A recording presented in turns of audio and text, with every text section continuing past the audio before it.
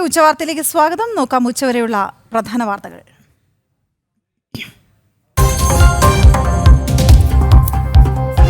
സർക്കാരിനെതിരെ നിലപാട് കടുപ്പിച്ച് രാജ്ഭവൻ. ഭാരതാംബ ഏകതയുടെ പ്രതീകമെന്ന് ആവർത്തിച്ച് ഗവർണർ. രാജ്ഭവനിൽ ചിത്രം ഉപയോഗിക്കുന്നത് തുടരും.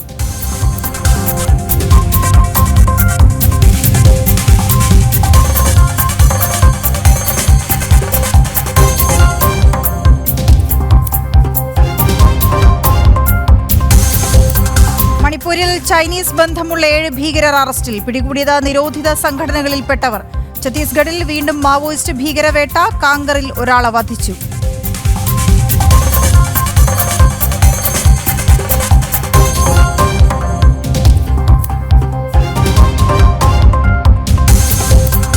യുദ്ധത്തിൽ നേരിട്ടിറങ്ങുന്നതിൽ 2 ആഴ്ചയ്ക്കകം തീരുമാനമെന്ന് അമേരിക്ക. ആയുധങ്ങളുമായി ചൈനയുടെ 3 വിമാനങ്ങൾ ഇറാനിൽ. ആണവ സംവിധാനങ്ങൾ മുഴുവൻ തകർക്കുമെന്ന് ഇസ്രായേൽ. ആഗോള വ്യാപാരത്തിൽ വൻ പ്രത്യാഘാതങ്ങൾ ഉണ്ടാകുമെന്ന് എണ്ണക്കമ്പനികൾ.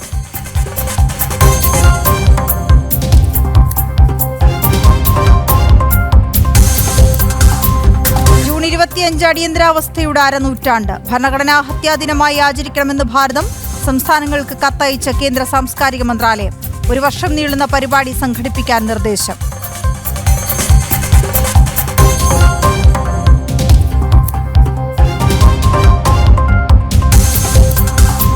സിനിമാ സെറ്റുകളിൽ സുപ്രധാന തീരുമാനം. ലഹരിക്ക് വിലക്ക് ഏർപ്പെടുത്തി നിർമ്മാതാക്കൾ. സിനിമാ പ്രവർത്തകർ ലഹരി ഉപയോഗിക്കില്ലെന്ന സത്യവാങ്മൂലം നൽകണം. എല്ലാ സിനിമാ സംഘടനകളും ഒപ്പം നിൽക്കുമെന്നാണ് പ്രതീക്ഷയെന്ന് ജി സുരേഷ് കുമാർ.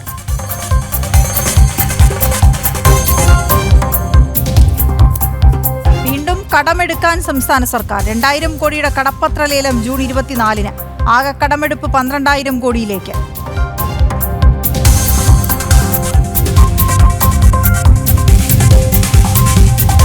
നമ്പർ 1 അല്ല കേരളം. ദേശീയ വിദ്യാഭ്യാസ നിലവാരത്തിൽ കേരളം ഏറെ പിന്നിൽ. നിലവിൽ 14-ാം സ്ഥാനത്ത്. ജനം ബ്രേക്കിംഗ്.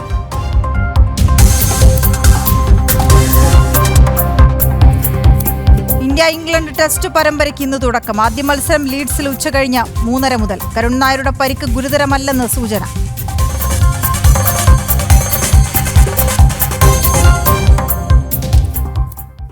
വിശദമായ വാർത്തകളിലേക്ക്. ഭാരതാംബ ചിത്ര വിവാദത്തിൽ നിലപാട് കടുപ്പിക്കാൻ രാജ്ഭവൻ. ഭാരതാംബ രാജ്യത്തിന്റെ ഏകതയുടെ പ്രതീകമെന്ന നിലപാടിൽ ഉറച്ചു നിൽക്കുകയാണ് ഗവർണർ രാജേന്ദ്ര വിശ്വനാഥ് അർലേക്കർ. രാജ്ഭവനിലെ പരിപാടികളിൽ ഭാരതാംബയുടെ ചിത്രം ഉപയോഗിക്കുന്നത് തുടരും. സംസ്ഥാന സർക്കാരിന്റെ പ്രതിഷേധങ്ങളെ അവഗണിക്കാനും തീരുമാനം. സങ്കുചിത വോട്ട് ബാങ്ക് രാഷ്ട്രീയത്തിന്റെ പേരിൽ ഭാരതാംബയെ അവഹേളിക്കുകയും രാജ്ഭവനിലെ പ്രോട്ടോകോളുകൾ ലംഘിക്കുകയും ചെയ്ത മന്ത്രി വി ശിവൻകുട്ടിയുടെ നീക്കം ആസൂത്രിതമെന്ന തിരിച്ചറിവാണ് ഗവർണറെ നിലപാട് കടുപ്പിക്കുവാൻ പ്രേരിപ്പിക്കുന്നത്. ഭാരതാംബയുടെ ചിത്രം ഉപയോഗിക്കുന്നതിൽ കുറച്ച് അയയാമെന്ന ചിന്ത ഇടയ്ക്കുണ്ടായിരുന്നെങ്കിലും ശിവൻകുട്ടിയുടെ രാജ്ഭവനിലെ പെർഫോമൻസിന് ശേഷം അത് വേണ്ടെന്ന സമീപനത്തിലേക്ക് ഗവർണർ മാറിയെന്നാണ് വിവരം. രാജ്ഭവനിലെ പരിപാടികളിൽ ഭാരതാംബയുടെ ചിത്രങ്ങൾ ഉപയോഗിക്കുന്നത് തുടരാൻ തന്നെയാണ് ഗവർണറുടെ തീരുമാനം. സംസ്ഥാന സർക്കാരും ഇടത് സംഘടനകളും അഴിച്ചുവിടുന്ന ഏതുതരം പ്രതിഷേധത്തെയും തൽക്കാലം അവഗണിക്കുമെന്നതുമാണ് ഗവർണറുടെ നിലപാട്. ഭാരതാംബ രാജ്യത്തിന്റെ ഏകതയുടെ പ്രതീകമെന്ന നയത്തിൽ ഉറച്ചു നിൽക്കുകയാണ് ഗവർണർ. അതിനാൽ തന്നെ ഭാരതാംബയുടെ ചിത്രത്തെ രാഷ്ട്രീയവൽക്കരിക്കുന്നതിൽ രാജേന്ദ്ര വിശ്വനാഥ് അർലേക്കറിന് കടുത്ത പ്രതിഷേധവുമുണ്ട്. മന്ത്രിയുടെ പ്രോട്ടോകോൾ ലംഘനത്തിൽ വിശദീകരണം തേടാനോ സർക്കാരിനെ രേഖാമൂലം പ്രതിഷേധമറിയിക്കാനോ രാജ്ഭവൻ തയ്യാറാകില്ല. ശിവൻകുട്ടിക്കെതിരെ പുറത്തിറക്കിയ വാർത്താക്കുറിപ്പ് തന്നെ സർക്കാരിനുള്ള മറുപടി എന്ന നിലപാടാണ് രാജ്ഭവന്. ജനം, തിരുവനന്തപുരം. ഇടതു വലതു മുന്നണികൾ ഭാരതാംബയെ അവഹേളിക്കുന്നത് സംഘടിത ഇസ്ലാമിക വോട്ട് ലക്ഷ്യമിട്ടെന്ന് പ്രജ്ഞാപ്രവാഹ് ദേശീയ സംയോജകൻ ജെ നന്ദകുമാർ. ഭരണഘടന തൊടാൻ പോലും യോഗ്യതയില്ലാത്ത ഡിവൈഎഫ്ഐക്കാരാണ് ഭരണഘടനയുമായി പ്രതിഷേധിച്ചതെന്നും ജെ നന്ദകുമാർ പരിഹസിച്ചു. മാർക്സിസ്റ്റ് പാർട്ടിക്ക് ഇതിൻ്റെ പിന്നിലുള്ള ദുരുദ്ദേശം, പ്രത്യേകിച്ച് നിലമ്പൂർ തെരഞ്ഞെടുപ്പിന് തൊട്ടു മുമ്പ് ഈ വിഷയത്തെ, അനാവശ്യമായിട്ട് ഈ വിഷയത്തെ ആളിക്കത്തിക്കാൻ ശ്രമിക്കുന്നതിൻ്റെ പിന്നിലുള്ള ദുരുദ്ദേശത്തിൽ ഒന്നാമത്തത് ഈ സംഘടിത ഇസ്ലാമിക വോട്ട് തട്ടുക എന്നുള്ളതാണ്. അതിൻ്റെ പ്രീണനം മാത്രമാണ്, അതിനു വേണ്ടിയിട്ടുള്ള പ്രീണനം മാത്രമാണ് ഇത്. 2 കൂട്ടരും അതിനു വേണ്ടിയിട്ടാണ് ശ്രമിക്കുന്നത്. കേരളത്തെ സംബന്ധിച്ചിടത്തോളം വളരെ നിർഭാഗ്യകരമായൊരു അവസ്ഥയാണ് ഇവിടെ നമുക്ക് കാണാൻ കഴിയുന്നത്. ഏറ്റവും വലിയ ഭീകരവാദിക്ക് വേണ്ടി വരെ നമ്മളെല്ലാവരും കണ്ടതാണ് രംഗത്ത് ഈ 2 കൂട്ടരും, ഭരണപക്ഷവും പ്രതിപക്ഷവും ഒരുമിച്ച് വരിക. ഭാരതമാതാവിനെ അവഹേളിക്കാൻ വേണ്ടി 2 കൂട്ടരും ഒരുമിച്ച് മുന്നോട്ട് വരിക. ഇത് ഒരു തരം ഭാമിയാൻ ബുദ്ധപ്രതിമകൾ തകർത്ത ഈ മൂർത്തിഭഞ്ജകരായിട്ടുള്ള ഇസ്ലാമിക ഭീകരവാദികളുടെ നയത്തെയും ആശയത്തെയും പിന്തുടരുന്ന ഒരു നടപടിയാണ്. അത് ഒരു രാഷ്ട്രമെന്ന നിലയിൽ, ഒരു സംസ്ഥാനമെന്ന നിലയിൽ ഒറ്റക്കെട്ടായി മുന്നോട്ട് പോവുകയും അതിന് അടിത്തറയായി ഭാരതമെന്ന വികാരം വിഷ്ണുനാരായണ നമ്പൂതിരിപ്പാടൊക്കെ പണ്ട് പാടിയതുപോലെ ഈ ശിലാജാഡ്യം പിളർത്തെത്തേണ്ട ആ ഇന്ത്യ എന്ന വികാരം, അതിനെ തടയാനുള്ള ശ്രമമാണ് ഈ ദേശവിരുദ്ധ ആശയഗതിക്കാർ ചെയ്യുന്നത്. ദേശീയതയ്ക്ക് കമ്മ്യൂണിസ്റ്റ് പാർട്ടി എന്നും എതിരാണ്. ദേശീയ വിചാരങ്ങൾക്ക് അവരെന്നും എതിരാണ്. രാഷ്ട്രം ഒന്നാണ് എന്നുപോലും സങ്കല്പിക്കാനുള്ള വിവേകം ഇന്നോളം കിട്ടാത്ത ഒരു പാർട്ടി നമ്മുടെ നാട്ടിലുണ്ടെങ്കിൽ അത് മാർക്സിസ്റ്റ് പാർട്ടി അല്ലെങ്കിൽ കമ്മ്യൂണിസ്റ്റ് ആശയഗതിക്കാരാണ്. ഇതുകൊണ്ടെല്ലാമാണ് ഇന്നലത്തെ പ്രകടനത്തിൻ്റെ ചിത്രമൊക്കെ ഞാൻ കണ്ടു. വളരെ പരിഹാസ്യമായി തോന്നി. DYFIയുടെ പിള്ളേർ ഭരണഘടന ഉയർത്തിപ്പിടിച്ചുകൊണ്ട് പ്രകടനം നടത്തുന്നു. സത്യത്തിൽ മാർക്സിസ്റ്റ് പാർട്ടിയിൽ ചരിത്രം അറിയാവുന്ന ആരെങ്കിലും അവശേഷിക്കുന്നുണ്ടെങ്കിൽ ഇത്തരം കാര്യങ്ങളെങ്കിലും നടത്തരുത് എന്ന് അവരുടെ കുട്ടികളോട് പറയണം.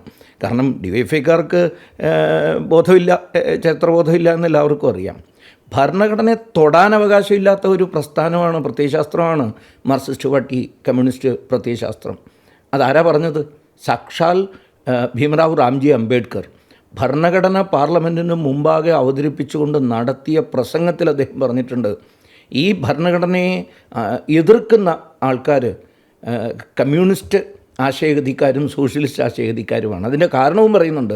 അവർ ജനാധിപത്യത്തിനെതിരാണ്, പാർലമെൻ്ററി ജനാധിപത്യത്തിനെതിരാണ്. അവർ തൊഴിലാളി വർഗ സർവാധിപത്യത്തിന് വേണ്ടി, ഏകാധിപത്യത്തിന് വേണ്ടി, ഡിക്റ്റേറ്റർഷിപ്പ് ഓഫ് പ്രോലിറ്റേറിയറ്റിന് വേണ്ടി വാദിക്കുന്നവരായതുകൊണ്ട് പാർലമെൻ്ററി ഡെമോക്രസിയെ അംഗീകരിക്കാൻ കഴിയില്ല. ഭരണഘടന നിലകൊള്ളുന്നത് പാർലമെൻ്ററി ഡെമോക്രസി ആയത് കാരണം കമ്മ്യൂണിസ്റ്റ് പാർട്ടി, കമ്മ്യൂണിസ്റ്റ് ആശയഗതിക്കാർ, അത് മാർക്സിസ്റ്റുകാരാകട്ടെ സോഷ്യലിസ്റ്റുകാരാവട്ടെ, അവരിതിനെ എതിർത്തു. അവർ മാത്രമാണ് എതിർത്തിട്ടുള്ളത്. ദേശത്തെ സ്നേഹിക്കുന്ന എല്ലാവരും അതിനെ അനുകൂലിക്കുകയാണ് ചെയ്തിട്ടുള്ളത്. ഭാരതമാത എന്ന സങ്കല്പം അത് ഭാരതത്തെ ഒരുമിപ്പിച്ച സങ്കല്പമാണ്.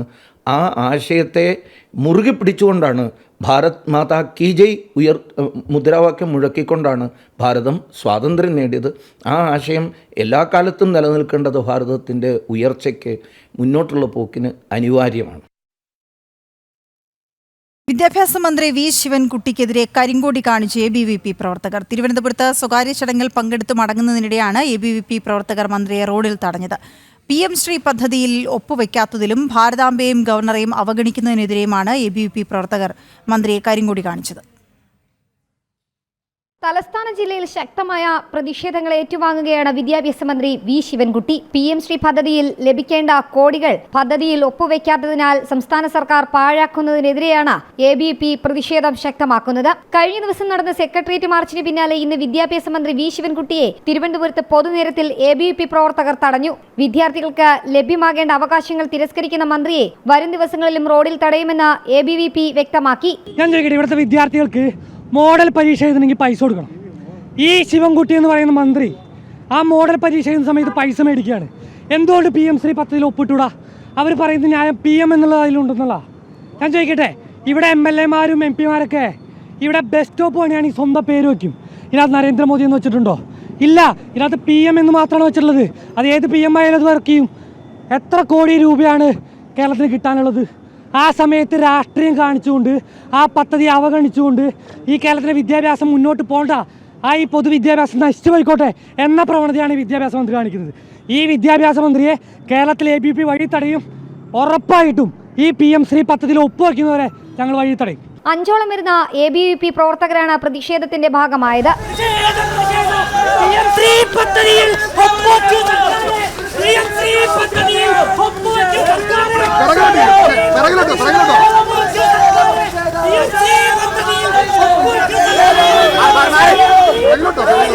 PM ശ്രീ പദ്ധതിയിൽ ഒപ്പുവെക്കാത്തതിനാൽ കോടികളാണ് സംസ്ഥാനത്തിന് നഷ്ടമാകുന്നത്. CPIയുടെ എതിർപ്പിനെ തുടർന്നാണ് PM ശ്രീ പദ്ധതിയിൽ വിദ്യാഭ്യാസ വകുപ്പ് ഒപ്പുവെക്കാത്തതെന്നാണ് ആക്ഷേപം.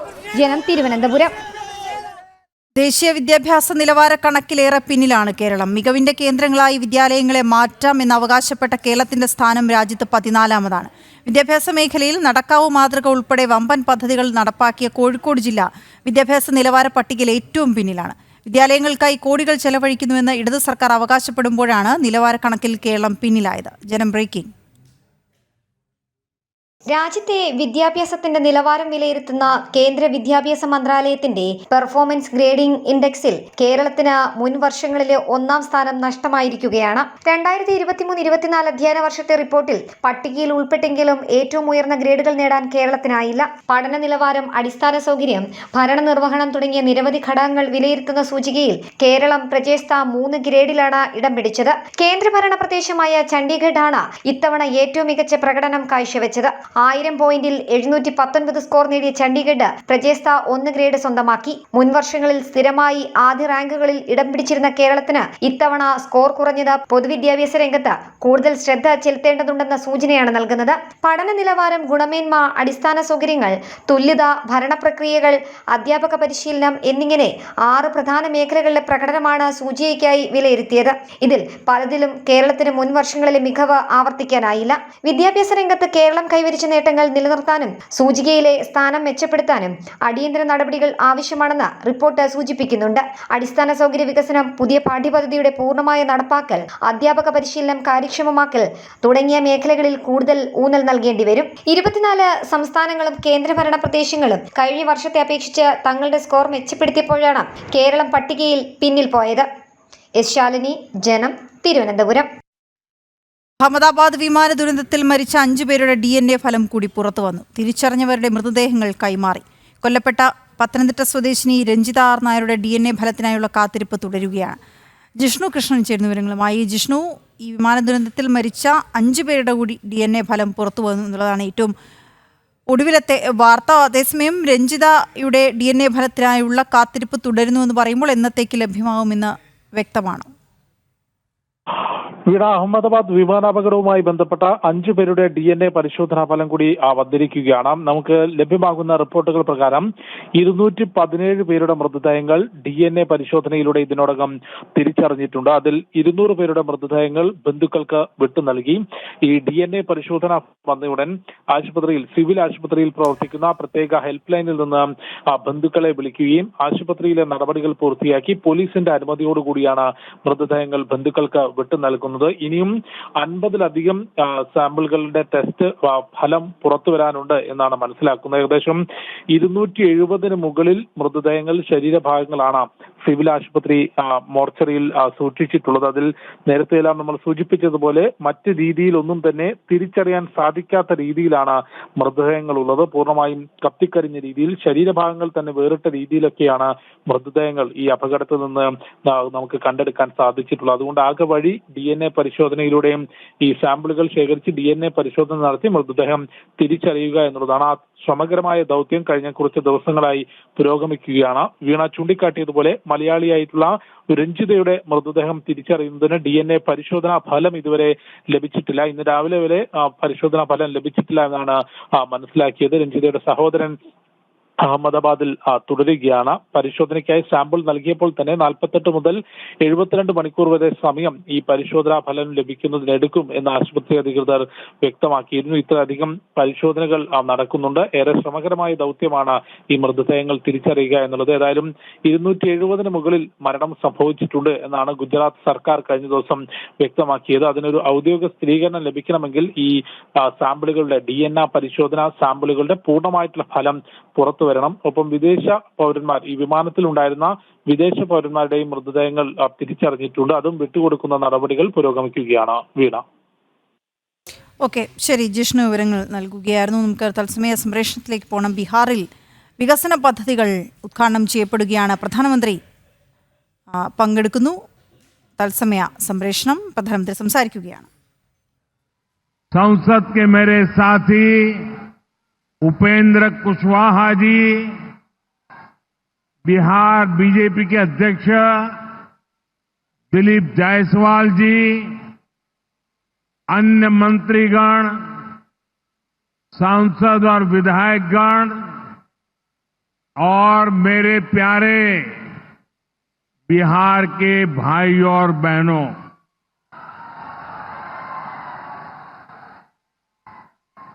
सिवान की ये धरती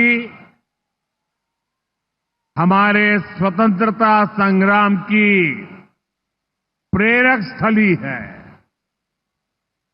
ये हमारे लोकतंत्र को देश को, संविधान को ताकत देने वाली भूमि है। सिवान ने राजेंद्र बाबू जैसी महान संतान देश को दी। संविधान निर्माण से लेकर देश को दिशा दिखाने में राजेंद्र बाबू की बहुत बड़ी भूमिका रही। सिवान ने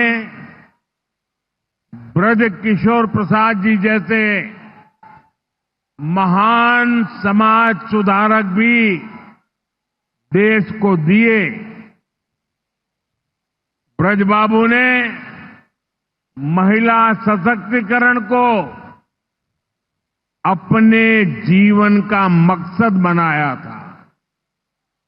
साथियों, मुझे खुशी है ऐसी ही महान आत्माओं के जीवन मिशन को एनडीए की डबल इंजन सरकार दृढ़ निश्चय के साथ आगे बढ़ा रही है। आज का ये कार्यक्रम इन्हीं प्रयासों का हिस्सा है। आज इस मंच से हजारों करोड़ रुपए की योजनाओं का शिलान्यास और लोकार्पण हुआ है।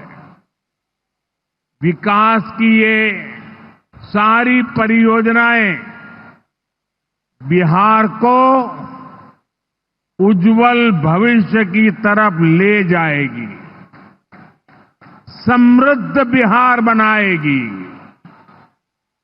सिवान, सासाराम, बक्सर, मोतिहारी, बेतिया और आरा जैसे बिहार के सारे इलाके फले फूले। इस दिशा में ये प्रोजेक्ट बड़ी भूमिका निभाएंगे। इनसे गरीब, वंचित, दलित, महादलित, पिछड़े, अति पिछड़े, हर समाज का जीवन आसान होगा। मैं बिहार की जनता को, आप सभी को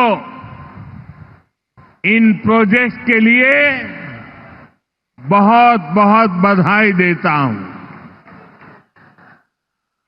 मैं अभी जब आप लोगों के बीच से आ रहा था, अभी कल ही बारिश हुई, सुबह भी थोड़ा बारिश का लाभ आया। इसके बावजूद भी इतनी बड़ी मात्रा में आपका आना, हमें आशीर्वाद देना, मैं आपका हृदय से जितना धन्यवाद करूं उतना कम है।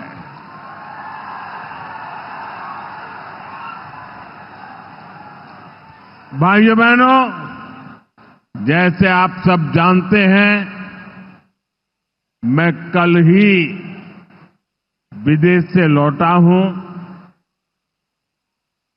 इस दौर में मेरी दुनिया के बड़े बड़े समृद्ध देशों के नेताओं से बात हुई। सारे नेता भारत की तेज प्रगति से बहुत प्रभावित है। वो भारत को दुनिया की तीसरी बड़ी आर्थिक महाशक्ति बनते देख रहे हैं और निश्चित तौर पर इसमें बिहार की बहुत बड़ी भूमिका होने वाली है। बिहार समृद्ध होगा और देश की समृद्धि में भी बड़ी भूमिका निभाएगा।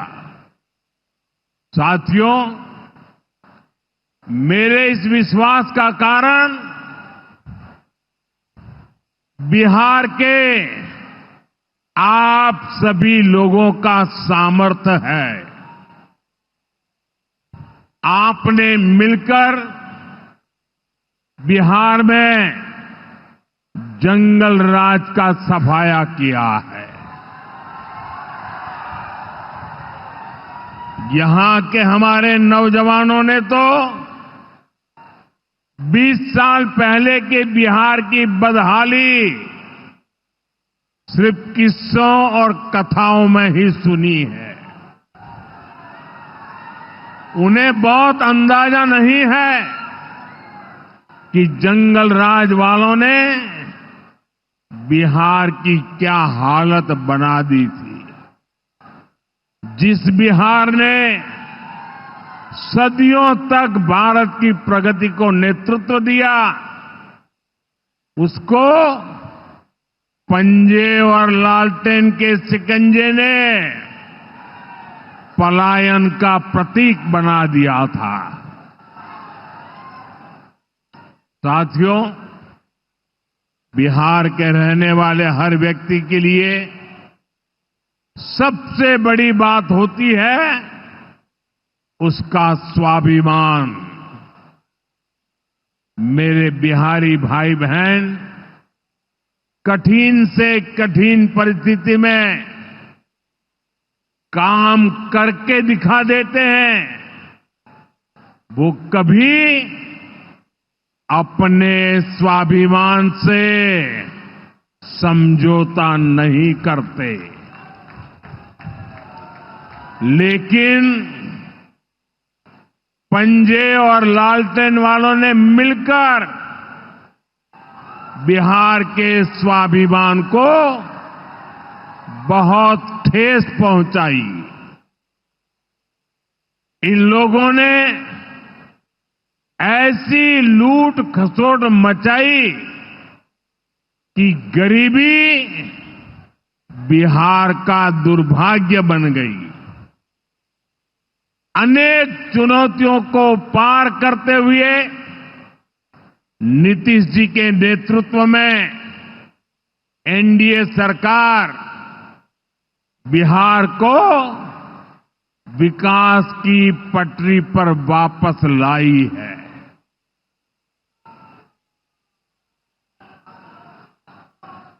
और मैं बिहार वासियों को विश्वास देने आया हूं, हमने भले बहुत कुछ किया हो, करते रहे हैं, करते रहेंगे, लेकिन इतने से शांत होकर के चुप रहने वाला मोदी नहीं है। अब बहुत हो गया, बहुत कर लिया जी नहीं, मुझे तो बिहार के लिए और भी बहुत कुछ करना है। നിരവധി അന്താരാഷ്ട്ര ആഭ്യന്തര സർവീസുകൾ റദ്ദാക്കി എയർ ഇന്ത്യ. അറ്റകുറ്റപ്പണികളും സാങ്കേതിക കാരണങ്ങളുമാണ് സർവീസുകൾ റദ്ദാക്കുന്നതിന് എയർലൈൻ നൽകുന്ന വിശദീകരണം. യാത്രക്കാർക്ക് പകരം സംവിധാനം ഉറപ്പാക്കുമെന്നും എയർ ഇന്ത്യ അറിയിച്ചു. ദുബായിൽ നിന്ന് ഹൈദരാബാദിലേക്കുള്ള AI2204, Melbourne Delhi AI309, Pune Delhi AI874 തുടങ്ങി നിരവധി അന്താരാഷ്ട്ര ആഭ്യന്തര സർവീസുകളാണ് എയർ ഇന്ത്യ റദ്ദാക്കിയത്. അറ്റകുറ്റപ്പണി, വ്യോമപാത നിയന്ത്രണം, മോശം കാലാവസ്ഥ തുടങ്ങിയ സാങ്കേതിക കാരണങ്ങളാൽ സർവീസുകൾ റദ്ദാക്കിയെന്നാണ് എയർലൈൻസിന്റെ വിശദീകരണം. അഹമ്മദാബാദ് വിമാനാപകടത്തിന്റെ പശ്ചാത്തലത്തിൽ സുരക്ഷാ പരിശോധന കർശനമാക്കാൻ എയർ ഇന്ത്യ ഉടമകളായ ടാറ്റ ഗ്രൂപ്പ് നിർദ്ദേശിച്ചിരുന്നു. വിവിധ ഘട്ടങ്ങളിലായി വിമാനങ്ങളിൽ പരിശോധനയും അറ്റകുറ്റപ്പണികളും നടക്കുകയാണ്. ഇതേ തുടർന്നാണ് വിവിധ സർവീസുകൾ റദ്ദാക്കിയത്. യാത്രാ തടസ്സം നേരിട്ടവർക്ക് മുഴുവൻ പണവും റീഫണ്ട് ചെയ്യും, അല്ലെങ്കിൽ വരും ദിവസങ്ങളിൽ ടിക്കറ്റ് സൗജന്യമായി പുതുക്കി നൽകും. വെബ്സൈറ്റ് പരിശോധിച്ച് യാത്ര ക്രമീകരിക്കണമെന്നും എയർ ഇന്ത്യ അറിയിച്ചു. ജൂൺ 21 മുതൽ ജൂലൈ 15 വരെയുള്ള ദിവസങ്ങളിൽ 38 അന്താരാഷ്ട്ര വിമാന സർവീസുകൾ റദ്ദാക്കുന്നതായി എയർ ഇന്ത്യ ഇന്നലെ അറിയിച്ചിരുന്നു. ഡൽഹി നെയ്റോബി റൂട്ടിലെ 4 സർവീസുകൾ, ഗോവ ലണ്ടൻ റൂട്ടിലെ 3 സർവീസുകളും എയർ ഇന്ത്യ റദ്ദാക്കിയിട്ടുണ്ട്. ജനം, ഡൽഹി. ചെന്നൈയിൽ സാങ്കേതിക തകരാറിനെ തുടർന്ന് പറന്നുയർന്ന വിമാനം തിരിച്ചിറക്കി. ചെന്നൈ മധുര ഇൻഡിഗോ വിമാനമാണ് പറന്നുയർന്ന അരമണിക്കൂറിനുള്ളിൽ ചെന്നൈയിൽ തിരിച്ചിറക്കിയത്. രാവിലെ 7:55 വിമാനം മധുരയിലേക്ക് പുറപ്പെട്ടത്. പറന്നുയർന്നതിന് പിന്നാലെ സാങ്കേതിക തകരാർ കണ്ടെത്തി. തുടർന്ന് അടിയന്തര സുരക്ഷാ നടപടിയുടെ ഭാഗമായി തിരിച്ചിറക്കുകയായിരുന്നു. വിമാനം ചെന്നൈയിൽ ഇപ്പോൾ സുരക്ഷിതമായി ലാൻഡ് ചെയ്തു. 60 യാത്രക്കാരും സുരക്ഷിതരാണെന്നും യാത്രക്കാർക്കായി മറ്റൊരു വിമാനം ക്രമീകരിച്ചതായും അധികൃതർ വ്യക്തമാക്കി.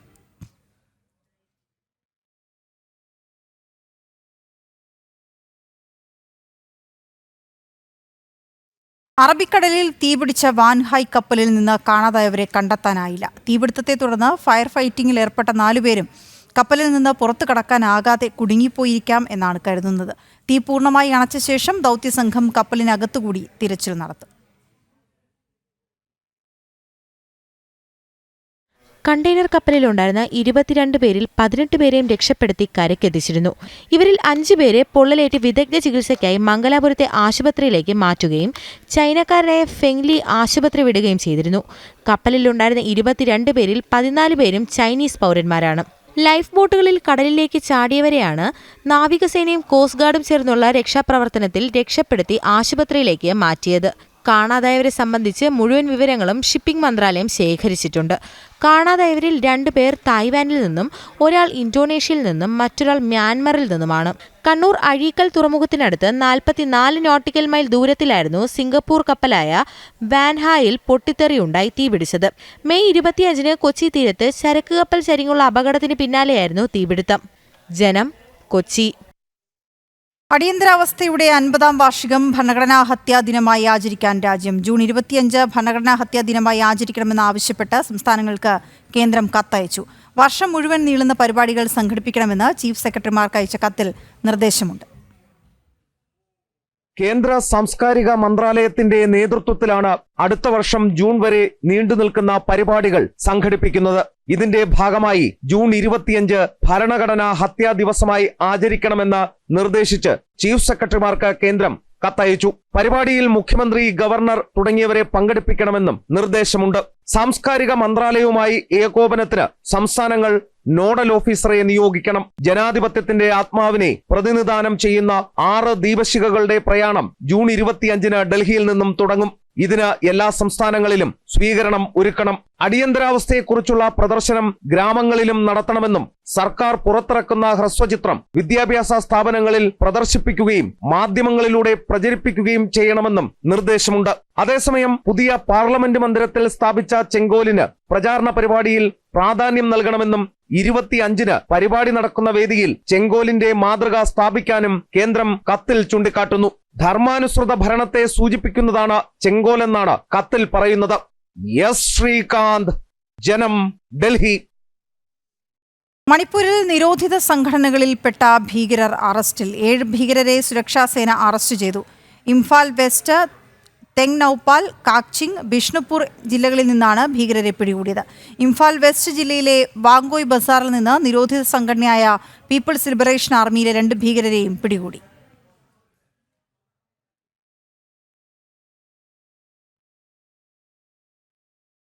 ഛത്തീസ്ഗഡിൽ വീണ്ടും മാവോയിസ്റ്റ് ഭീകരവേട്ട. സുരക്ഷാ ഉദ്യോഗസ്ഥരുമായുള്ള ഏറ്റുമുട്ടലിൽ മാവോയിസ്റ്റ് ഭീകര വനിത കൊല്ലപ്പെട്ടു. കാങ്കർ ജില്ലയിൽ വെള്ളിയാഴ്ച രാവിലെയാണ് സംഭവം. ജില്ലാ റിസർവ് ഗാർഡിന്റെയും അതിർത്തി സുരക്ഷാ സേനയുടെയും സംയുക്തമായി നടത്തിയ മാവോയിസ്റ്റ് ഭീകരവിരുദ്ധ ഓപ്പറേഷനിലാണ് വനിതാ മാവോയിസ്റ്റിനെ വധിച്ചത്. ഛോട്ടാ ബെത്തിയ വനപ്രദേശത്തെ കുന്നിലാണ് വെടിവയ്പുണ്ടായത്. കോട്ടറി നദിയുടെ മറുവശത്ത് നിരോധിത മാവോയിസ്റ്റ് സംഘടനയിലെ അംഗങ്ങളുടെ സാന്നിധ്യത്തെക്കുറിച്ച് നേരത്തെ വിവരം ലഭിച്ചിരുന്നു. ഇതിന്റെ അടിസ്ഥാനത്തിലാണ് അമാത്തോള, കൽപ്പാർ ഗ്രാമങ്ങൾക്കിടയിൽ ഓപ്പറേഷൻ ആരംഭിച്ചത്. അശാന്തം പശ്ചിമേഷ്യ.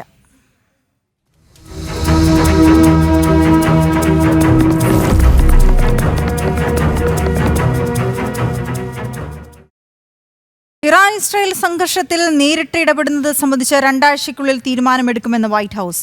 US secretary Marco Rubio Australia, Italy, France തുടങ്ങിയ രാജ്യങ്ങളിലെ വിദേശകാര്യമന്ത്രിമാരുമായി ഫോണിൽ സംസാരിച്ചു. ബ്രിട്ടീഷ് വിദേശകാര്യമന്ത്രിയുമായി കൂടിക്കാഴ്ചയും നടത്തി. അമേരിക്കയുടെ പിന്തുണയില്ലെങ്കിലും ഇറാന്റെ ആണവ പദ്ധതി തകർക്കുമെന്ന് ഇസ്രായേലും അറിയിച്ചു. ഇസ്രയേൽ ഇറാൻ യുദ്ധത്തിൽ നേരിട്ട് ഭാഗമാകുന്നത് സംബന്ധിച്ച് 2 ആഴ്ചയ്ക്കുള്ളിൽ അമേരിക്കൻ പ്രസിഡന്റ് തീരുമാനമെടുക്കുമെന്നാണ് വൈറ്റ് ഹൌസ് അറിയിക്കുന്നത്. US സ്റ്റേറ്റ് സെക്രട്ടറി മാർക്കോ റൂബിയോയുമായി ബ്രിട്ടീഷ് വിദേശകാര്യ സെക്രട്ടറി ഡേവിഡ് ലാമി കൂടിക്കാഴ്ച നടത്തിയതിന് പിന്നാലെയാണ് വൈറ്റ് ഹൌസിന്റെ വിശദീകരണം പുറത്തുവന്നത്. ഓസ്ട്രേലിയ, ഇറ്റലി, ഫ്രാൻസ് തുടങ്ങിയ രാജ്യങ്ങളിലെ വിദേശകാര്യമന്ത്രിമാരുമായും മാർക്കോ റൂബിയോ ചർച്ച നടത്തിയിരുന്നു. തുടർ ചർച്ചകൾക്ക് 2 ആഴ്ച വരെ സാധ്യതയുണ്ടെന്നും വൈറ്റ് ഹൌസ് അറിയിച്ചു. ഫ്രാൻസ്, ജർമ്മനി, UK എന്നീ രാജ്യങ്ങളുടെ പ്രതിനിധികളുമായി ഇറാൻ വിദേശകാര്യമന്ത്രി അബ്ബാസ് അറാഗ്ചി കൂടിക്കാഴ്ച നടത്തും. ആണവായുധ പദ്ധതികളിൽ നിന്നും ഇറാനെ പിന്തിരിപ്പിക്കുകയാണ് ചർച്ചകളുടെ ലക്ഷ്യമെന്ന് ഫ്രഞ്ച് വിദേശകാര്യമന്ത്രി ജീൻ നോയൽ ബാരറ്റ് പറഞ്ഞു. ഇറാൻ ഭരണകൂടത്തിന്റെ തകർച്ച കേവലം ലക്ഷ്യം മാത്രമല്ല, അത് സംഭവിക്കുക തന്നെ വേണമെന്നും അമേരിക്ക ഇടപെട്ടാലും ഇല്ലെങ്കിലും ഇറാന്റെ ആണവ സംവിധാനങ്ങൾ തകർക്കാൻ ഇസ്രായേലിനാകുമെന്നും ബെഞ്ചമിൻ നെതന്യാഹുവും പറഞ്ഞു. പകുതിയോളം ഇറാൻ ആണവ മിസൈൽ ലോഞ്ചറുകൾ തകർത്തതായി ഇസ്രയേൽ അറിയിച്ചു. ഇറാനെ ആക്രമിക്കാൻ ട്രംപ് രഹസ്യ അംഗീകാരം നൽകിയതായുള്ള സൂചനകളും പുറത്തുവന്നിരുന്നു. ആണവ പദ്ധതി ഉപേക്ഷിക്കാൻ ഇറാൻ തയ്യാറായാൽ മാത്രം ആക്രമണത്തിൽ നിന്നും അമേരിക്ക പിന്മാറുമെന്നാണ് വിവരങ്ങൾ. ഇന്റർനാഷണൽ ഡെസ്ക്, ജനം. ഇറാന് ചൈനയുടെ രഹസ്യ സഹായം ലഭിച്ചതായി റിപ്പോർട്ട്. 3 ബോയിംഗ് 747 ചരക്ക് വിമാനങ്ങൾ ചൈനയിൽ നിന്ന് ഇറാൻ ലക്ഷ്യമാക്കി പറന്നു. ഉസ്ബെക്കിസ്ഥാൻ, തുർക്ക്മെനിസ്ഥാൻ കടന്ന് ഇറാന് സമീപം റഡാറിൽ നിന്ന് അപ്രത്യക്ഷമായി.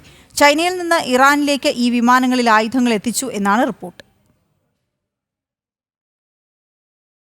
ഇറാൻ ഇസ്രായേൽ സംഘർഷം വർദ്ധിക്കുന്നതിൽ മുന്നറിയിപ്പുമായി ഷെൽ എണ്ണ കമ്പനി മേധാവി. സംഘർഷം ആഗോള വ്യാപാരത്തിൽ വലിയ പ്രത്യാഘാതങ്ങൾ ഉണ്ടാക്കുമെന്ന് വെയിൽ സാവൻ.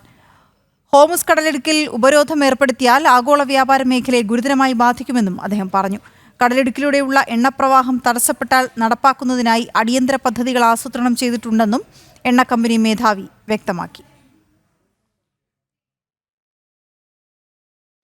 ഹോർമോസ് കടലിടുക്കിലൂടെ എണ്ണ ഗതാഗതം തടഞ്ഞാൽ അടിയന്തര നടപടികൾ സ്വീകരിക്കുമെന്ന് കേന്ദ്ര പെട്രോളിയം മന്ത്രി ഹർദീപ് സിംഗ് പുരി. പെട്രോളിയം ഉൽപ്പന്നങ്ങളുടെ കയറ്റുമതി നിയന്ത്രിക്കുമെന്നും ക്രൂഡ് ഓയിൽ ഇറക്കുമതിക്ക് ഗൾഫ് രാജ്യങ്ങൾക്ക് പുറമെ മറ്റു രാജ്യങ്ങളെ ആശ്രയിക്കുമെന്നും മന്ത്രി സൂചന നൽകി. ക്രൂഡ് ഓയിൽ വില 3% വർദ്ധിച്ച സാഹചര്യത്തിലാണ് കേന്ദ്രമന്ത്രിയുടെ പ്രതികരണം. പശ്ചിമേഷ്യയിലെ സംഘർഷം രൂക്ഷമായതിനു പിന്നാലെ ഷെൽ എണ്ണ കമ്പനി മേധാവിയും മുന്നറിയിപ്പ് നൽകിയിരുന്നു. സ്കൂൾ ഉച്ചഭക്ഷണത്തിനായി സംസ്ഥാനത്ത് വകയിരുത്തിയിരിക്കുന്നത് തുച്ഛമായ തുക മാത്രം. ഒരു കുട്ടിക്ക് ദിവസം അനുവദിക്കുന്നത് LP ക്ലാസുകളിൽ 6.78 രൂപ, അതായത് 6 രൂപ 78 പൈസ. UP ഹൈസ്കൂൾ ക്ലാസുകളിൽ 10 രൂപ 17 പൈസ. തുച്ഛമായ പണം നൽകി സർക്കാർ ആവശ്യപ്പെടുന്നത് ബിരിയാണിയും ഫ്രൈഡ് റൈസും നൽകാനാണ്. സ്വന്തം പോക്കറ്റിൽ നിന്നും പണമെടുത്ത് മുന്നോട്ട് പോകാനാകില്ലെന്ന് പ്രധാനാധ്യാപകർ പറയുന്നു. പണമില്ലെങ്കിൽ പിരിവിനിറങ്ങാനുള്ള സർക്കാർ നിർദ്ദേശത്തിലും പ്രതിഷേധം ശക്തമാണ്. ജനം ബ്രേക്കിംഗ്. സംസ്ഥാനത്തെ പൊതുവിദ്യാലയങ്ങളിലെ ഭക്ഷണ മെനു പരിഷ്കരിച്ചത് അടുത്തിടെയാണ്. സാധാരണ ചോറും കറിയും എന്നതിനപ്പുറം ആഴ്ചയിലൊരിക്കൽ vegetable fried rice, biryani, lemon rice, payasam എന്നിവയൊക്കെയാണ് പുതിയ മെനുവിലുള്ളത്. വൻ പ്രഖ്യാപനം നടത്തിയെങ്കിലും ഇതിനാവശ്യമായ തുക സ്കൂളുകൾക്ക് നൽകാൻ സംസ്ഥാന സർക്കാർ തയ്യാറാകുന്നില്ലെന്നതാണ് വാസ്തവം. ഒരു കുട്ടിക്ക് ഒരു ദിവസത്തെ ഉച്ചഭക്ഷണത്തിനായി പ്രൈമറി ക്ലാസുകളിൽ സർക്കാർ അനുവദിക്കുന്നത് 6 രൂപ 78 പൈസ മാത്രം. UP ഹൈസ്കൂൾ തലങ്ങളിൽ ഇത് 10 രൂപ 17 പൈസയുമാണ്. ഈ തുച്ഛമായ പണം കൊണ്ടുവേണം പാചകവാതകം, അരി കൊണ്ടുവരുന്നതിന്റെ കടത്തുകൂലി, പച്ചക്കറി, പലവ്യഞ്ജനമടക്കമുള്ള ചെലവുകൾ നിർവഹിക്കാൻ. ഉച്ചഭക്ഷണത്തിന്റെ ചുമതലയുള്ള പ്രധാന അധ്യാപകർ പലപ്പോഴും സ്വന്തം കയ്യിൽ നിന്നെടുത്താണ് ചെലവ് നടത്തുന്നത്. ബില്ല് നൽകിയാലും പണം കുടിശ്ശികയാക്കുന്നതാണ് സർക്കാരിന്റെ പതിവ്. കോടതിയിലെത്തുമ്പോൾ മാത്രം കുറച്ചു മാസത്തെ പണം അനുവദിക്കുന്നതുമാണ് ഇപ്പോഴത്തെ രീതി. ഇതിനിടയിലാണ് മെനുവിലെ പരിഷ്കരണം. പദ്ധതി നടപ്പാക്കാൻ പണമില്ലെങ്കിൽ PTA-യുടെയും പൊതുജനങ്ങളുടെയും സഹായം തേടാനാണ് നിർദ്ദേശം. അതായത് കുട്ടികളെ പഠിപ്പിക്കേണ്ട അധ്യാപകർ പിരിവിനിറങ്ങണമെന്ന്. സർക്കാർ നിലപാടിനെതിരെ കടുത്ത പ്രതിഷേധത്തിലാണ് പ്രധാന അധ്യാപകർ. പുതിയ മെനു നടപ്പിലാക്കാൻ LPക്ക് 12 രൂപയും UPക്ക് 14 രൂപയെങ്കിലും ഓരോ കുട്ടിക്കുമായി വകയിരുത്തണമെന്നാണ് അധ്യാപകരുടെ നിലപാട്. പോഷകാഹാര പദ്ധതിയായ പാലിനും മുട്ടയ്ക്കും നിലവിലെ തുകയായ 4 രൂപ 32 പൈസയിൽ നിന്നും കുട്ടി ഒന്നിന് 6 രൂപ 50 പൈസയാക്കണമെന്നും പാചക തൊഴിലാളികളുടെ കുറവ് പരിഹരിക്കണമെന്നും ആവശ്യമുയരുന്നുണ്ട്. ഉച്ചഭക്ഷണ പദ്ധതിയുടെ 60% കേന്ദ്ര വിഹിതവും 40% സംസ്ഥാന വിഹിതവുമാണ്. പദ്ധതി തുക വിനിയോഗ സർട്ടിഫിക്കറ്റും കണക്കും സംസ്ഥാനം കൃത്യമായി കേന്ദ്രത്തിന് നൽകാത്തതും പ്രതിസന്ധി കൂട്ടുന്നു. പ്രജിത് മോഹനൻ, ജനം, തിരുവനന്തപുരം. വിദ്യാർത്ഥികൾക്കായി തിരുവനന്തപുരം നഗരസഭയുടെ കീഴിൽ നടന്ന ലാപ്ടോപ്പ് വിതരണത്തിൽ വ്യാപക അഴിമതി. സാമ്പത്തികമായി പിന്നോക്കം നിൽക്കുന്നവർക്ക് നൽകേണ്ട സഹായം വിവിധ വാർഡുകളിൽ ലഭിച്ചത് വിദേശത്ത് ജോലി ചെയ്യുന്നവരുടെ മക്കളടക്കമുള്ളവർക്ക്. വ്യാജരേഖകൾ ചമച്ച ലാപ്ടോപ്പ് സഹായം കൈപ്പറ്റിയവരിൽ പാർട്ടി പ്രവർത്തകരുമുണ്ടെന്ന് ആക്ഷേപം. വഴിവിട്ട സഹായം കൈമാറിയതിന്റെ RTA രേഖകൾ ജനം ടിവിക്ക് ലഭിച്ചു. നഗരസഭയിലെ ക്ഷേമകാര്യ സ്റ്റാൻഡിംഗ് കമ്മിറ്റി ചെയർമാന്റെ വെട്ടുകാട് വാർഡിൽ 2023-24 സാമ്പത്തിക വർഷം പട്ടികജാതിക്കാർക്കായുള്ള ലാപ്ടോപ്പ് അനുവദിച്ചതിലാണ് വ്യാപക അഴിമതി. സാമ്പത്തികമായി പിന്നാക്കം നിൽക്കുന്നവർക്ക് നൽകേണ്ട സഹായം വെട്ടുകാട് ഉൾപ്പെടെ പല വാർഡിലും എത്തിയതാകട്ടെ അനർഹരിലേക്ക് എന്നാണ് RTI രേഖകൾ സൂചിപ്പിക്കുന്നത്. വെട്ടുകാട് വാർഡിൽ ഗുണം കിട്ടിയവരിൽ 10-ൽ 3 പേരും വിദേശത്ത് ജോലി ചെയ്യുന്നവരുടെ മക്കൾ. ഇവരുടെ പിതാക്കന്മാരുടെ വരുമാന സർട്ടിഫിക്കറ്റ് കടകംപള്ളി വില്ലേജ് ഓഫീസറും മുട്ടത്തറ വില്ലേജ് ഓഫീസറും നൽകിയിരിക്കുന്നത് പ്രകാരം 40,000-വും 60,000-വും എന്ന ക്രമത്തിലാണ്. മുട്ടത്തറ വാർഡിലെ ഒരു ഗുണഭോക്താവിന് വെട്ടുകാട് വാർഡിലെ ലിസ്റ്റിൽ നിന്നും ലാപ്ടോപ്പ് അനുവദിച്ചിട്ടുണ്ട്. കൂടാതെ വെട്ടുകാട് വാർഡിൽ സ്വാഭാവികമായിട്ടും ഒരു ലാപ്ടോപ്പോ മറ്റെന്തെങ്കിലും ആനുകൂല്യങ്ങൾ അനുവദിക്കുമ്പോൾ പരിഗണിക്കേണ്ടത് കടകംപള്ളി വില്ലേജ് ഓഫീസർ നൽകുന്ന വരുമാന സർട്ടിഫിക്കറ്റും ജാതി സർട്ടിഫിക്കറ്റുമാണ്. എന്നാൽ ഇവിടെ ഈ ലഭിച്ച വിവരാവകാശ രേഖ പ്രകാരം ഈ വെട്ടുകാട് വാർഡിൽ അനുവദിച്ച ലാപ്ടോപ്പിന് പരിഗണിച്ചിരിക്കുന്നത് മുട്ടത്തറ വില്ലേജ് ഓഫീസിലെ വരുമാന സർട്ടിഫിക്കറ്റും അതുപോലെ തന്നെ ജാതി സർട്ടിഫിക്കറ്റുമാണ്. വാർഷിക വരുമാനം വില്ലേജ് ഓഫീസർ ഇവരുടെ വരുമാനം എങ്ങനെ കണ്ടെത്തി എന്ന വ്യക്തമല്ല. കൂടാതെ മുട്ടത്തറ വാർഡിലെ ഗുണഭോക്താവിന് മുട്ടത്തറ വില്ലേജ് ഓഫീസർ നൽകിയ വരുമാന സർട്ടിഫിക്കറ്റും ജാതി സർട്ടിഫിക്കറ്റും പരിഗണിച്ചുകൊണ്ട് വെട്ടുകാട് വാർഡിൽ ലാപ്ടോപ്പ് അനുവദിച്ചു. കൗതുകകരമായ വസ്തുത, ഈ ഗുണഭോക്താവിന്റെ പിതാവ് വർഷങ്ങളായി വിദേശത്ത് ജോലി ചെയ്യുന്ന വ്യക്തിയാണ്. യാതൊരു അന്വേഷണവും നടത്താതെയാണ് നഗരസഭ ഇത്തരത്തിൽ ഇഷ്ടക്കാർക്ക് ആനുകൂല്യങ്ങൾ അനുവദിക്കുന്നത്. ഈ അപേക്ഷകന്റെ അപേക്ഷാ ഫോറം പരിശോധിച്ചതിൽ താൽക്കാലിക മേൽവിലാസം എന്ന രീതിയിൽ എഴുതി ചേർത്തിട്ടുള്ളതായിട്ടും മനസ്സിലാക്കുന്നു. CPM എന്ന് പറയുന്ന പാർട്ടിയുടെ ഇഷ്ടക്കാർക്കാണ് ഈ ആനുകൂല്യങ്ങൾ കൊടുത്തുകൊണ്ടിരിക്കുന്നത്. അപ്പോൾ ഇത് ചോദ്യം ചെയ്തുകൊണ്ട് ഒരു പരാതി നമ്മുടെ തദ്ദേശ സ്വയംഭരണ വകുപ്പിന് പ്രിൻസിപ്പൽ സെക്രട്ടറിക്ക് നൽകുകയുണ്ടായി. ഈ പരാതിക്ക് വ്യക്തമായ ഒരു മറുപടി പ്രിൻസിപ്പൽ സെക്രട്ടറി ഇതുവരെയും നൽകിയിട്ടില്ല. സ്കൂളുകളിൽ ലാപ്ടോപ്പും കമ്പ്യൂട്ടറും അനുബന്ധ ഉപകരണങ്ങളും വാങ്ങി നൽകുന്ന നഗരസഭയുടെ പദ്ധതിയിൽ ക്രമക്കേട് നടന്നത് ചർച്ചയാകുമ്പോഴാണ് മറ്റൊരു ലാപ്ടോപ്പ് അഴിമതി കൂടി തിരുവനന്തപുരം നഗരസഭയിൽ നിന്നും പുറത്തു വരുന്നത്. ജനം, തിരുവനന്തപുരം. തിരുവനന്തപുരത്ത് റാഗിംഗ് പരാതി. +1 വിദ്യാർത്ഥികളെ സീനിയർ വിദ്യാർത്ഥികൾ റാഗ് ചെയ്തുവെന്നാണ് പരാതി. റാഗിങ്ങിൽ 3 കുട്ടികൾക്ക് ഗുരുതരമായി പരിക്കേറ്റു. തിരുവനന്തപുരം ആലംകോട് VHSCയിലെ വിദ്യാർത്ഥികൾ പോലീസിൽ പരാതി നൽകി. സംഭവത്തിൽ 7 സീനിയർ വിദ്യാർത്ഥികളെ സസ്പെൻഡ് ചെയ്തു. ആറ്റിങ്ങൽ ആലങ്കോട് ഗവൺമെന്റ് SSSലാണ് കഴിഞ്ഞ ദിവസം സീനിയർ വിദ്യാർത്ഥികളും +1 പുതുതായി അഡ്മിഷൻ എടുത്ത വിദ്യാർത്ഥികളും തമ്മിൽ സംഘർഷമുണ്ടായത്. അഡ്മിഷൻ എടുത്ത വിദ്യാർത്ഥികളോട് സീനിയർ വിദ്യാർത്ഥികൾ വീണ്ടും പേര് ചോദിക്കുകയും ഇവർ പേരുകൾ പറഞ്ഞപ്പോൾ ശബ്ദം കുറഞ്ഞുപോയതായി പറഞ്ഞാണ് റാഗിംഗ് നടത്തിയത്. 10ഓളം വരുന്ന സീനിയർ വിദ്യാർത്ഥികൾ പുതുതായി എത്തിയ വിദ്യാർത്ഥികളെ റാഗിങ്ങിന് വിധേയമാക്കി ആക്രമിച്ചുവെന്നാണ് പരാതി. മാരകമായിട്ടാണ് ആക്രമിച്ചിരിക്കുന്നത്. അടിച്ച് കണ്ണ് പൊട്ടിച്ചിട്ട് പോലും ആർക്കും ഒരു മിണ്ടാട്ടമല്ല ഉരിയാട്ടമല്ല. ആ സമയത്ത് ഏതോ അധ്യാപകന്റെ വണ്ടി ഇവിടെ എന്തോ ഞണിങ്ങി എന്ന് പറഞ്ഞുകൊണ്ട് 2,500 രൂപ ചോദിച്ച് 1,500 പോലീസിൽ പരാതി കൊടുക്കുമെന്ന് ഭീഷണിപ്പെടുത്തി വാങ്ങുകയും ചെയ്തു. എന്റെ മകളിൽ നിന്ന് 1,500 വാങ്ങി. അതുപോലെ പലരുടെ നിന്ന് വാങ്ങിയെന്ന് അറിയാൻ കഴിയുന്നുണ്ട്. ഇത്തരത്തിലാണ് ഇവിടെ ഈ സ്കൂൾ നടക്കുന്നത്. സ്കൂളിൽ ഇപ്പോൾ പഠിക്കാൻ കുട്ടികളില്ല. അത് തുച്ഛമായ കുട്ടികളാണ്. എല്ലാ ബാച്ചും ക്ലാസ്സുകൾ ഒഴിഞ്ഞു കിടക്കും. ഈ സാഹചര്യത്തിൽ ഇവിടെ ഈ റാഗിംഗ് എന്ന് പറയുന്ന ഒരു സംഭവം ഇവിടെ അരങ്ങേറിയിരിക്കുക. റാഗിങ്ങിൽ അമീൻ, അമീർ, മുനീർ എന്നീ വിദ്യാർത്ഥികൾക്ക് ഗുരുതരമായി പരിക്കേറ്റു. കണ്ണിനും തലയ്ക്കും ശരീരത്തിലും അടിയേറ്റതായും വിദ്യാർത്ഥികൾ പറയുന്നു. അഡ്മിഷൻ കിട്ടിയിട്ട് ഇന്നലെ ആദ്യ ദിവസം വന്നിട്ട് ഉച്ചയ്ക്കത്തെ ഇന്റർവ്യൂലായപ്പം സീനിയേഴ്സൊക്കെ വന്നിട്ട് പേരെന്തേറാന്ന് ചോദിച്ച് ഉറക്കെ പാടാന്ന് പറഞ്ഞിട്ട് നിനക്ക് നാക്കില്ലെന്നൊക്കെ ചോദിച്ചിട്ട് തള്ളി. അങ്ങനെ ടീച്ചർമാരൊന്ന് പിടിച്ചതിൻ്റെ അടുത്ത് ഇവർ ഇടിച്ച് കുറേ പേര്. അപ്പം +2 കുറച്ചും കൂടെ പേര് വന്നിട്ട് ഒരു 10-15 പേര് വന്നിട്ട് ഇടിച്ച് എല്ലാവരും കൂടെ കൂട്ടത്തോടെ നമ്മളിട്ട് ഇടിച്ച് തറയിട്ട് ചവിട്ടുകയൊക്കെ ചെയ്തു. അങ്ങനെ പല്ലൊക്കെ പോയി. എൻ്റെ കണ്ണിൽ ഇടിയുണ്ട്. തറയിട്ട് വയറ്റിലൊക്കെ കുറേ ചവിട്ടി. ഇവരെ ഉമ്മമാരെയും ചവിട്ടി. സംഭവത്തെ തുടർന്ന് സീനിയർ വിദ്യാർത്ഥികളായ 7 പേരെ സ്കൂളിൽ നിന്നും സസ്പെൻഡ് ചെയ്തിട്ടുണ്ട്.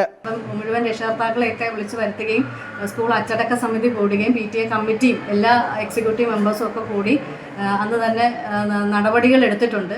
7 കുട്ടികളെ ഇതിൽ ആരോപണ വിധേയരായിട്ടുള്ള 2ാം വർഷം റാഗിംഗ് എന്ന വകുപ്പിൽ പരാതി കിട്ടിയതുകൊണ്ട് 2ാം വർഷ വിദ്യാർത്ഥികളെ 7 പേരെ സസ്പെൻഡ് ചെയ്തിട്ടുണ്ട്.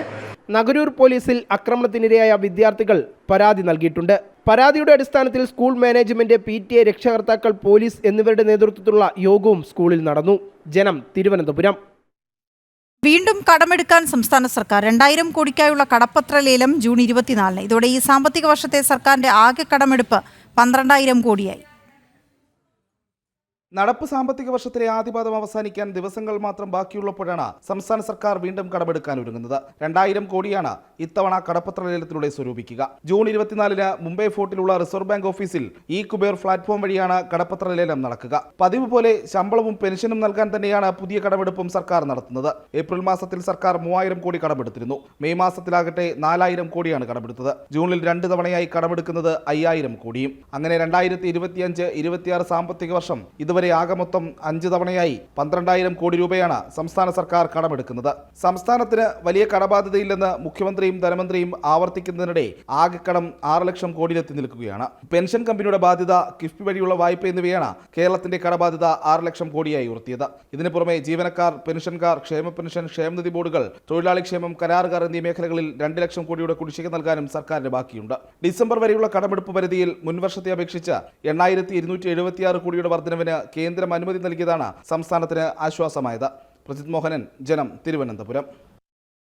കൊല്ലം കൊട്ടാരക്കരയിൽ ട്രാൻസ്ജെൻഡർ സമരത്തിന് നേരെ നടന്ന അക്രമത്തിൽ 10 പോലീസുകാർക്കും സമരക്കാർക്കും പരിക്കേറ്റു. കുപ്പിയേറിൽ പരിക്കേറ്റ CI ജയകൃഷ്ണനും മറ്റു പോലീസുകാരും ചികിത്സയിലാണ്. ലാത്തിയടിയേറ്റ സമരക്കാരിൽ ചിലർക്കും പരിക്കേറ്റിട്ടുണ്ട്.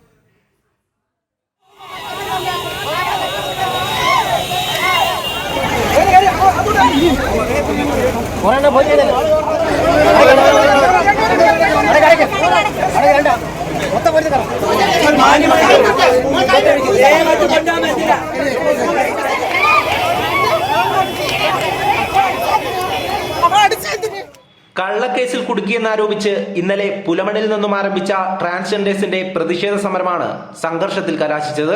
പോലീസ് സ്റ്റേഷനിലേക്ക് തള്ളിക്കയറാൻ ശ്രമിച്ചവരെ തടഞ്ഞതിന് പിന്നാലെ സമരക്കാർ SP ഓഫീസിലേക്ക് നീങ്ങി. റോഡിൽ മണിക്കൂറുകളോളം കുത്തിയിരുന്ന് ഗതാഗത തടസ്സമുണ്ടാക്കിയത് ചോദ്യം ചെയ്ത നാട്ടുകാരെയും സമരക്കാർ ആക്രമിച്ചു. തുടർന്ന് അറസ്റ്റ് ചെയ്ത് നീക്കാൻ ശ്രമിക്കവെയാണ് പോലീസിന് നേരെയും ആക്രമണമുണ്ടായത്. സോഡാ കുപ്പികൾ സമരക്കാർ പോലീസിന് നേരെ എറിഞ്ഞു.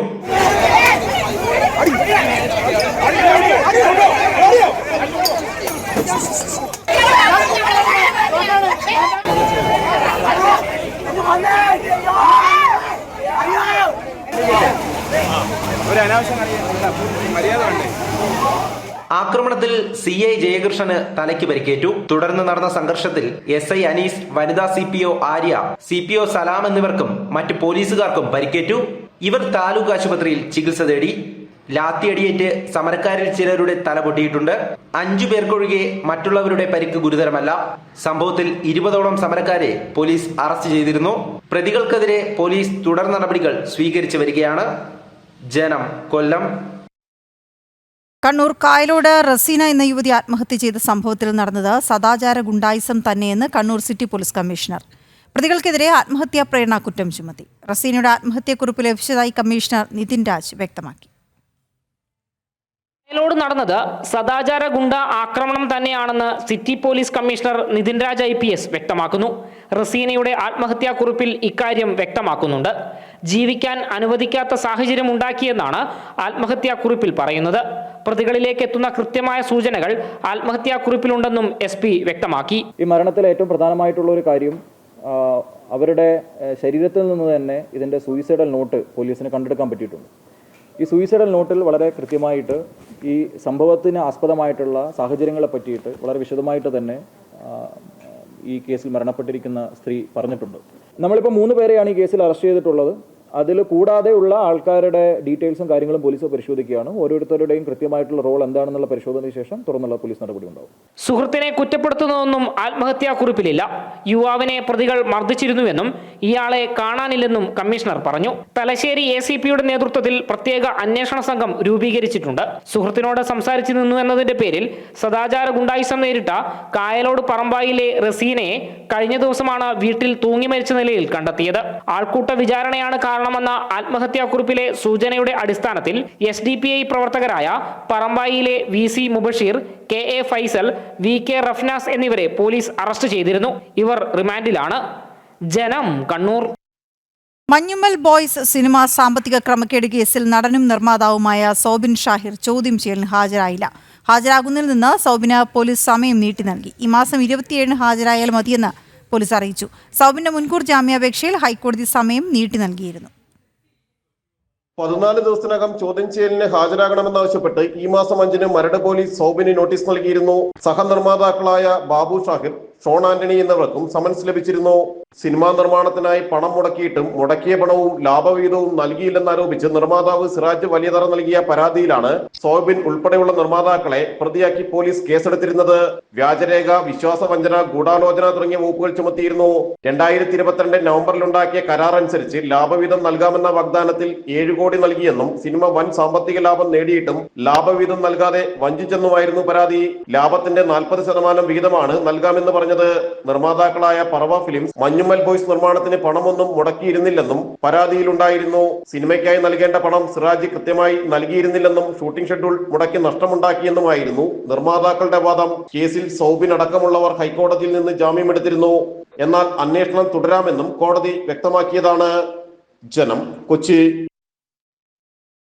ഇടുക്കി ഉപ്പുതറ പഞ്ചായത്തിലെ ലൈഫ് ഭവന പദ്ധതിയിൽ വ്യാപകമായി അനർഹർ വീട് തട്ടിയെടുത്തു. കഴിഞ്ഞ LDF ഭരണസമിതിയുടെ കാലത്താണ് തട്ടിപ്പ് നടന്നത്. CPM-ന്റെയും കോൺഗ്രസിന്റെയും പ്രമുഖ നേതാക്കൾ ഉൾപ്പെടെ വീട് തട്ടിയെടുത്തവരുടെ പട്ടികയിലുണ്ട്. സംഭവത്തിൽ വിജിലൻസ് അന്വേഷണം ഊർജിതമാക്കിയതോടെ ഇവരിൽ നിന്നും പണം തിരികെ പിടിക്കാനും റവന്യൂ റിക്കവറി നടത്താനും പഞ്ചായത്ത് ഭരണസമിതി നീക്കങ്ങൾ തുടങ്ങി. മുൻ LDF ഭരണസമിതിയുടെ കാലത്താണ് ലൈഫ് മിഷൻ ഭവന പദ്ധതിയിൽ വ്യാപക തട്ടിപ്പും ക്രമക്കേടും നടന്നത്. ഏക്കർ കണക്കിന് ഭൂമിയുള്ളവരും വാസയോഗ്യമായ വീടുള്ളവരും ഒന്നിലധികം വാഹനമുള്ളവരും എല്ലാം പദ്ധതിയുടെ ഗുണഭോക്താക്കളായി. വീട് വച്ച ശേഷം 3 ഇരട്ടി വിലയ്ക്ക് മറിച്ചു വിറ്റവരും ഇക്കൂട്ടത്തിലുണ്ട്. CPM-ന്റെ ജില്ലയിലെ പ്രമുഖ നേതാവും കട്ടപ്പന ബ്ലോക്ക് പഞ്ചായത്ത് പ്രസിഡന്റുമായ VP ജോണാണ് തട്ടിപ്പ് സംഘത്തിലെ പ്രമുഖൻ. 1.5 ഏക്കറിലധികം സ്ഥലമുള്ള VP ജോൺ 3 സെന്റ് സ്ഥലം മാത്രമേ ഉള്ളൂ എന്ന് കാണിച്ചാണ് ലൈഫ് മിഷനിൽ നിന്നും പണം തട്ടിയത്. കോൺഗ്രസ് ഉപ്പുതറ മണ്ഡലം committee president VS Shalu life Bhavan പദ്ധതി പ്രകാരം നിർമ്മിച്ച വീട് നിബന്ധനകൾ ലംഘിച്ച് 3 ഇരട്ടി വിലയ്ക്കാണ് വിറ്റത്. പഴയ വീടിന് പെയിന്റ് അടിച്ച് ചിലർ പണം തട്ടിയതായും കണ്ടെത്തലുണ്ട്. 2022 പ്രാഥമിക അന്വേഷണത്തിൽ 27 പേരാണ് ഇത്തരത്തിൽ തട്ടിപ്പ് നടത്തിയതെന്ന് കണ്ടെത്തിയിരുന്നു. ഇത്തരത്തിൽ സർക്കാരിന് നഷ്ടമായ 1,14,00,000 രൂപ പലിശ സഹിതം തിരിച്ചടയ്ക്കണമെന്ന് വിജിലൻസ് അന്ന് നിർദ്ദേശം നൽകിയെങ്കിലും രാഷ്ട്രീയ സമ്മർദ്ദം മൂലം നോട്ടീസ് അയക്കുക മാത്രമാണ് ചെയ്തത്. 2015-2020 കാലഘട്ടത്തിൽ ഗ്രാമപഞ്ചായത്ത് ഭരിച്ചത് ഇടതുപക്ഷ മുന്നണിയുള്ള പഞ്ചായത്താണ് ഭരിച്ചിരുന്നത്. അന്നിരുന്ന മെമ്പർമാരും ഉദ്യോഗസ്ഥരുടെ കൂടി നടത്തിയ അനുകൂലമായിട്ട് അനർഹർക്ക് 100 കണക്കിന് ആളുകൾക്ക് വീട് കൊടുക്കും. ലൈഫ് ആയിട്ട് ബന്ധപ്പെട്ട മാനദണ്ഡം എന്ന് പറയുന്നത് റേഷൻ കാർഡിൽ പേരുണ്ടായിരിക്കണം, 25 സെന്റ് സ്ഥലത്തിന് താഴെ മാത്രമേ കാണാവുള്ളൂ. ഇത് ഏക്കർ കണക്കിന് ഭൂമിയുള്ളവർ ഭൂമി കൊടുത്തു. അതുപോലെ തന്നെ മറ്റൊരു വീട് താമസിക്കുന്നവർക്ക്, അതുപോലെ വാടകയ്ക്ക് വീട് വാടക കൊടുക്കുന്നവർക്ക് ഈ അനാവശ്യമായിട്ട് വീട് കൊടുക്കുന്നതാണ്. ഭൂരിപക്ഷം പേരും ഭരണാവശ്യപ്പെട്ട ആൾക്കാരാണ് ചെയ്യുന്നത്. ഒറ്റപ്പെട്ട കേസ് മറ്റു ആൾക്കാർ മേടിച്ചിട്ടുണ്ട്. അതൊക്കെ ആര് പിന്നെ ഇത് അനുകൂലമായി മേടിച്ചിട്ടുണ്ടോ അവിടെ നിന്നും ഇതുകൊണ്ട് അന്വേഷണം നടത്തി ഈ പണം തിരിച്ചു കിടക്കണം എന്നുള്ളതാണ് ആവശ്യം. വിഷയത്തിൽ കഴിഞ്ഞ ദിവസം വിജിലൻസ് വീണ്ടും നിലപാട് കടുപ്പിച്ചതോടെയാണ് പണം തിരിച്ചുപിടിക്കാനും റവന്യൂ റിക്കവറി ഉൾപ്പെടെയുള്ള നടപടികളുമായി നിലവിലെ LDF ഭരണസമിതി രംഗത്തെത്തിയിരിക്കുന്നത്. നമുക്കിപ്പോൾ പുതുതായിട്ട് നമുക്ക് വീട് കൊടുക്കാൻ പറ്റില്ല. കാരണം നിലവിൽ ഈ പറഞ്ഞ കണക്കുകൾ ഏകൃതമായിട്ടില്ല.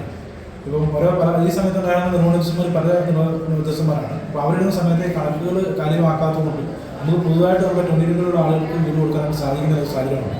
അപ്പോൾ ഒരു വർഷത്തിന് മേലെയായിട്ട് നമ്മൾ ലൈഫ് മിഷനുമായി ബന്ധപ്പെട്ട് നമുക്ക് പുതിയ ലിസ്റ്റപ്പെട്ട ആളുകൾക്ക് നമ്മുടെ ഭരണസമിതി വന്നതിന് ശേഷം വീട് കൊടുക്കാൻ സാധിച്ചില്ല.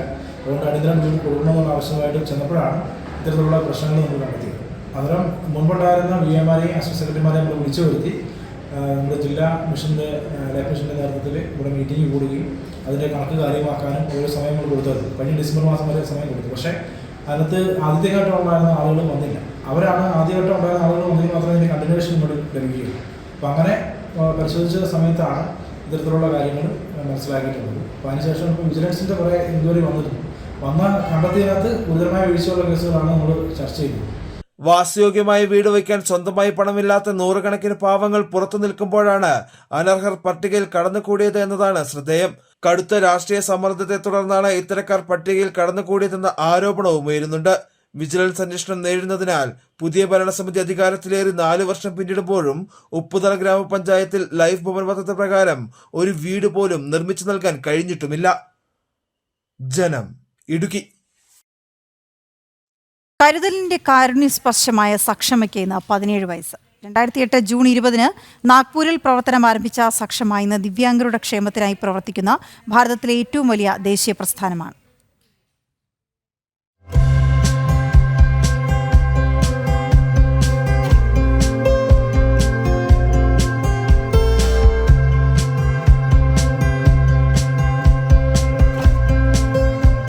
1997 കാഴ്ച പരിമിതിക്കുള്ളവർക്കായി ബംഗാളിൽ ആരംഭിച്ച അഖില ഭാരതീയ ദൃഷ്ടിഹീൻ കല്യാൺ സംഘ് എന്ന പ്രസ്ഥാനം 2008 സക്ഷം ഭാരത് എന്ന പേരിൽ നാഗ്പൂരിൽ പ്രവർത്തനം ആരംഭിച്ചു. ഇന്ന് ആ പ്രസ്ഥാനം ഭാരതത്തിലെ ഏറ്റവും വലിയ ദിവ്യാംഗ സമൂഹത്തിന്റെ ക്ഷേമത്തിനായി പ്രവർത്തിക്കുന്ന ദേശീയ സംഘടനയായി വളർന്നു.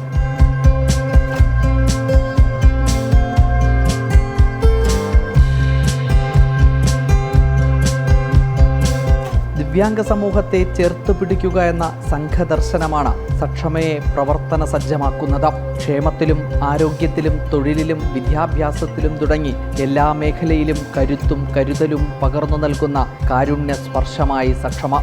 14 ജില്ലകളിലും സക്ഷമയുടെ യൂണിറ്റ് പ്രവർത്തിക്കുന്നുണ്ട് സംസ്ഥാന കമ്മിറ്റിയുടെ കീഴിൽ. കൂടാതെ മിക്കവാറും എല്ലാ താലൂക്കുകളിലും കമ്മിറ്റികൾ പ്രവർത്തിക്കുന്നുണ്ട്, താലൂക്ക് തലത്തിലുള്ള കമ്മിറ്റികൾ. കണ്ണൂർ സ്വാസ്ഥ്യ തെറാപ്പി സെൻറ്റർ നടക്കുന്നുണ്ട് കണ്ണൂർ ജില്ലയിൽ. അതുപോലെ കോഴിക്കോട് പന്തീരാങ്കാവിൽ സക്ഷമയുടെ കീഴിൽ സമദൃഷ്ടി ചാരിറ്റബിൾ ട്രസ്റ്റ് എന്നൊരു സംഘടന, ഒരു ട്രസ്റ്റ് രൂപീകരിച്ച് ഭിന്നശേഷിയുള്ള സ്ത്രീകൾക്ക് വേണ്ടിയുള്ള ഒരു പ്രവർത്തനം നടക്കുന്നുണ്ട്. അവിടെ തൊഴിൽ അവസരങ്ങൾ നൽകുക, അവരെ കൊണ്ട് പലതരത്തിലുള്ള ജോലികൾ ചെയ്യിപ്പിച്ച് പരിശീലനം കൊടുത്ത് അതിലൂടെ ജീവിത മാർഗം നേടിയെടുക്കുന്നതിനുള്ള സംവിധാനമാണ്. കലയും കാവ്യവും കലാഞ്ജലിയായി പകർന്നു നൽകുന്നുണ്ട് കുരുന്നുകൾക്ക്.